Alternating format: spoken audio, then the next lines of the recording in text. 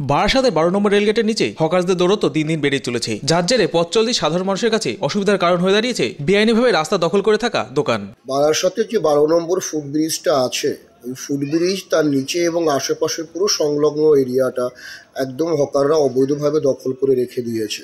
সাধারণ মানুষের অভিযোগের ভিত্তিতে জেলা শাসকের নির্দেশে বারাসাত মহকুমা শাসক, বারাসাত এসডিপিও ও পৌর প্রধানের নেতৃত্বে একটি প্রতিনিধি দল পরিদর্শনে যান। ডিএম সাহেবের কাছে বোধহয় কিছু অভিযোগ জমা পড়ে, সেই পরিপ্রেক্ষিতে গতকাল উনি মিটিং ডেকেছিলেন এবং সেই মিটিংয়ে স্থির হয় যে এসডিও ম্যাডাম নিজে থাকবেন এখানে, এসডিপিও থাকবেন, থেকে পরিদর্শন করে যাবেন।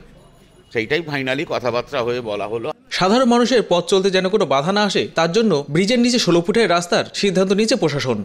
এবং অল অ্যালং 16 ফুট একটা রাস্তা লাইনের ওপারে, এপারের মেজারমেন্টটা হয়নি, এপারের মেজারমেন্টটাও আমরা করে নেবো। অল অ্যালং কোথায় কী মেজারমেন্ট আছে এই সিদ্ধান্ত, এটা ইমপ্লিমেন্ট করাটাই আমাদের কাজ। প্রশাসন আরও সিদ্ধান্ত নিয়েছেন রাস্তার দিকে মুখ করে কোনো হকার আর বসতে পারবেন না। মূলত যতগুলো হকার আছেন তারা ভেতরে ভেতরে বসতে হবে, রাস্তার দিকে মুখ করে নয়। ভেতরে ঢুকলে আমাদের সেই খরিদ্দারটা পাবো না আমরা। এই যে আমাদের একটা গুপচি মতো এটা হয়ে গেল, ভেতরে খরিদ্দার খুব, বাইরে থাকলে এটা সেলটা বেশি আমরা টুকটাক পাই। আমরা চেষ্টা করবো যাতে না তোলা যায়। ওরা যদি বা জোর করে আমাদের তো করতেই হবে, সরকারের আইন মানতেই হবে, এছাড়া তো উপায় নেই। রাস্তা 16 ফুট বাদ দিয়ে যে অতিরিক্ত জায়গা থাকবে সেই জায়গায় যাদের পুনর্বাসন করা সম্ভব হবে না তাদের পৌরসভা ব্যবস্থা করে দেবে।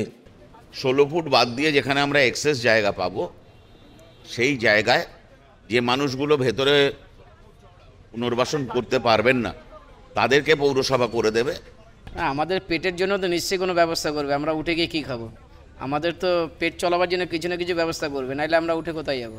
কিছুদিন আগে এই রাস্তাতেই ফায়ার ব্রিগেডের গাড়ি ঢোকাতে সমস্যায় পড়েছিল দমকল আধিকারিকেরা। কারণ রিসেন্ট আপনার লিচুতলায় একটা ফায়ার হয়েছিল, ফায়ার ব্রিগেডের গাড়ি ঢোকা নিয়েও সমস্যা হয়েছিল। একদম ভীষণই কনজেস্টেড। ওখান থেকে একটা বিপদের সময় পুলিশ গাড়ি কিংবা আপনার জলের গাড়ি কিংবা আগুন লাগলে একটা ফায়ার ব্রিগেডের গাড়ি অবধি পাস করতে পারে না। এই সকল সমস্যা সমাধানের জন্য বারাসাত পৌরসভা অঙ্গীকারবদ্ধ বলে জানালেন পৌরপ্রধান।